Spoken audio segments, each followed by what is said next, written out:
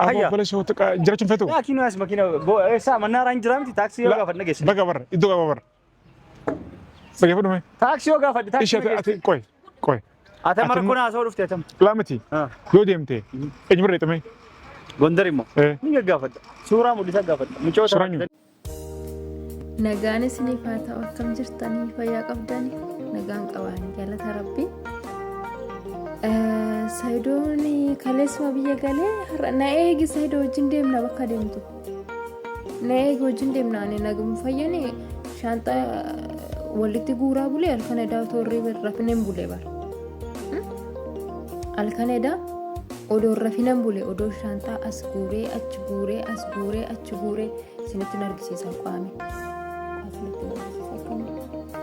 booda suuraa sana sirra sinii galcha yookiin immoo viidiyoo dhumarratti siniif ka'a jechuudha alkan akkasitti odoo rafinan bule maaliifin deemee isa wajjiniin barbaada jedhee jechuudha soo kanaaf iyyuu jechuudha saayidoo keenya lukaan deemuun makiinaan deemuun lafa xiyyaaraan deemuun sii danda'amu takka xiyyaaraan deemiti bakka sana achi dhaqeetii achitti isii barbaade jechuudha lammaffaa immoo iyyuu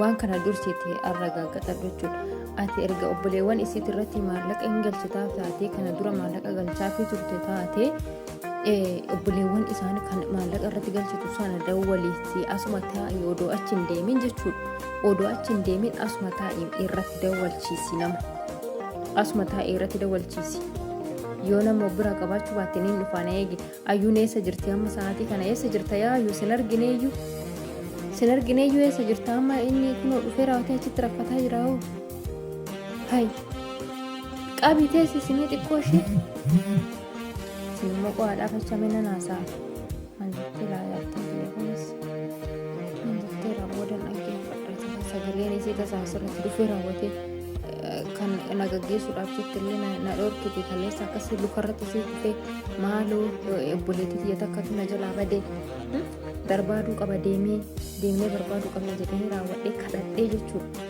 akka ishiin jettee tantamaa naa kottu ishee taasise kanaaf iyyuu jechuudha yaa seedoona eegi bakka deemtu hunda wajjin deemuu barbaade wajjin akka obboleettii takkaatitti si bira dhaabadhaa siin jedhe baranama si bira dhaabadhaa bakka isiin jirtutti boolla isiin jirtu keessaa qonnee baasnaa jedheen jira baran isuma dhugaa dubbachuudha boolla isiin jirtu keessaa qonnee baasa kanaaf iyyuu jechuudha saayidoo keenya taragaaga'e wanti hundinuu jarjaraan hin taatu jechuudha jarjaraan hin taatu wanti hundinuu taragaaga'anii suutuma jedhanii raawwataniiti itti mari'atanii waan hunda isaa ilaalaniiti malee callistee amma har'a ijoollee kana barbaaduudhaaf haadha manaa kee kana barbaaduudhaaf deemtee lubbuu ta'e yoo dhabde maal argita homaa wanta argitu akka illee hin jiru jechuudha kanaaf iyyuu taragaaga'e qalbii godhadhu yaa obboleessa keenya akkasittiin jarjartee akkasittiin qilleessa irra of kaastee homaa wanti dhufu hin jiru jechuudha wanti dhufu hin jiru biyya jira jettee dhuftee ittamiti ati biyya galtee ittamiti kanas obsa godhadhu bakka obsa godhadhu amma laalii ani ofuma irratti hin beeka beektaa yeroo akkasitti bakki nuuf kennamee akkasittiin nu jalli shurubuu jedhamee maal jedhamee akkasittiin bakka argannu surmayyuu mataatti nama ba'uu feena inni takka isuma dhugaa dubbachuudha kanaaf iyyuu jechuudha taragaagee xiqqoo dhiirri yooma of jabeessi wayii yooma qonxoonni jedhe wayii qonxoon dhukkubadhi garaa kan kee jabeeffadhu garaa kan kee jabaa ta'e bakka jira miti yoo ati jabaattee bakka kustur jettee odaati durumayyuu jechuudha isa dhugaa dubbachuudhaaf dhugaa rabbisiin jaamiti saayidoo durumayyuu jechuudha odoo ati akkanatti biyyarraa biyyatti bakkarraa bakkatti deemtee isii barbaaduu baatte onnee amma tanaa hin godhattu jechuudha mucayyoon tokko onnee amma tanaa hin godhattu so tokkoffammoo balleessa guddaa kan qabu sii mataa kan ta'e yommuu intalli isiin sun hidhattee waa meeqa jechaanii turte yaa seedoo deemii gaafa nuti isiin jennu sana odoo tuffattee taa'uu baattee innaa sana deemtee lumoota ilaallattee jiraatte jechuudha silaa qaqqabatteetta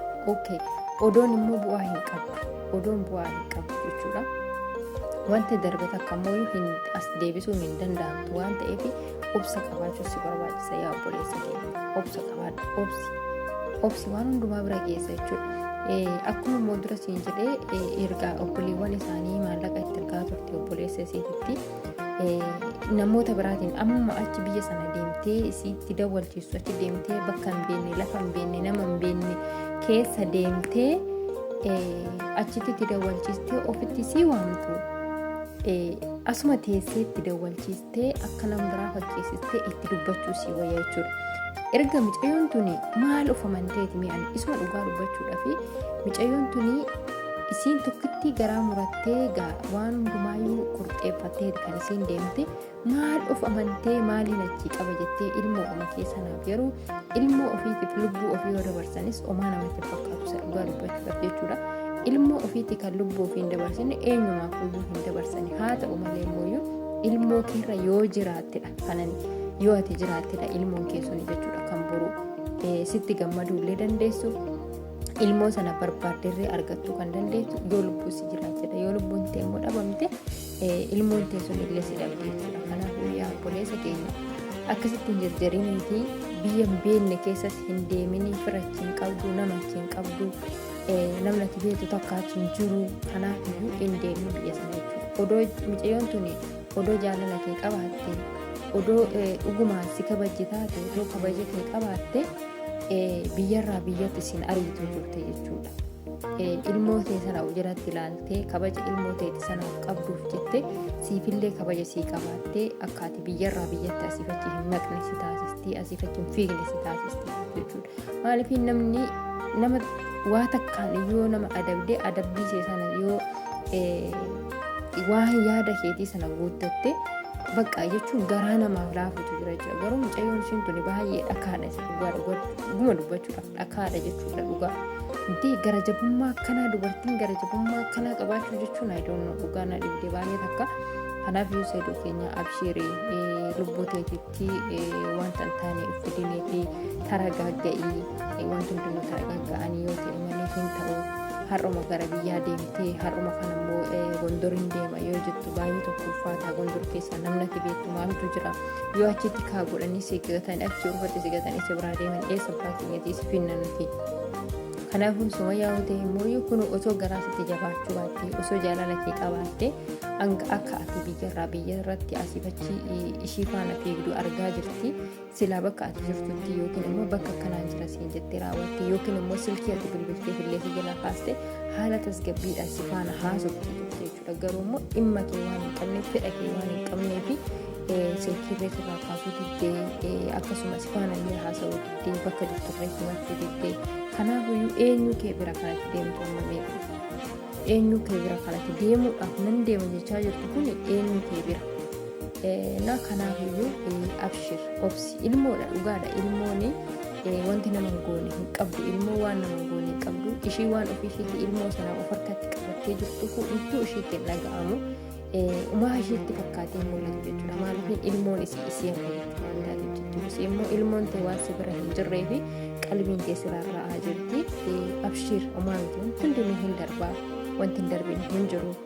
Abshirii jabaadhu guyyaa takka ergamuun isii hin oolu guyyaa takka ilmoo teetis argachuun hin oolu.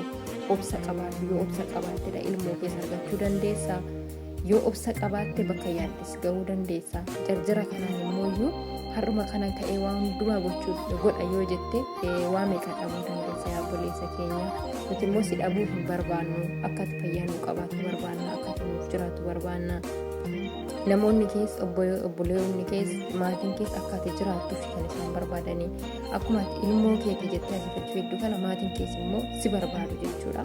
Kanaafiyyuu maatii keetiifis yaadii akkasuma immoo nama si jaallatu namoota si jaallataniifis yaadii qalbii xiqqoo qalbii kee tasgabbeeffadhu jechuudha. Tasgabbaayii wanti tasgabbiidhaan godhan takka wanti suuteedhanii taragaaga'anii godhan takka bakka guddaadhaan nama geessi akkasuma waan hin taaneef irratti illee nama kuffistu wanti jarjaraan itti deeman takka immoo akkuma jarjaraan dhaqxetti wanta hin taane irratti kuftaa bakka hin taanetti kuftaa. Kanaaf yaa obboleessa keenya of hin jarjarsinii qalbii godhadhuuti suutuma jedhiitii nama namaan gaggaafadhu. Itoophiyaa keessa jirti taanani isuma dhugaa dubbachuudhaaf jechuudha. Itoophiyaa keessa jirti taanani hin dhabamtu isuma dhugaa dubbachuudhaaf jechuudha. Itoophiyaa keessa jirti taanani hin dhabamtu jechuudha. Bakka kamitti yoo jiraatte gondor dhiisii bakka kamiyyuu jiraatte Itoophiyaa keessa jirti taanani hin argamte haala kam keessatti tasgabbiidhaan jechuudha. Gara seeratiin illee gaafachiisuu hin dandeessa. Kanaafuu taragaaga'ii anis ni dhufaa si wajjin hin barbaada isa dhugaa dubbachuudhaaf dhugaa rabbi dhugaa siin jedhaa hin barbaada waliin taane jechuudha. Maabara godhannee raawwannee maabaraan barbaadu qabna malee malee kophaa kan kee akkasitti biyya namaa keessa deemuu hin qabdu.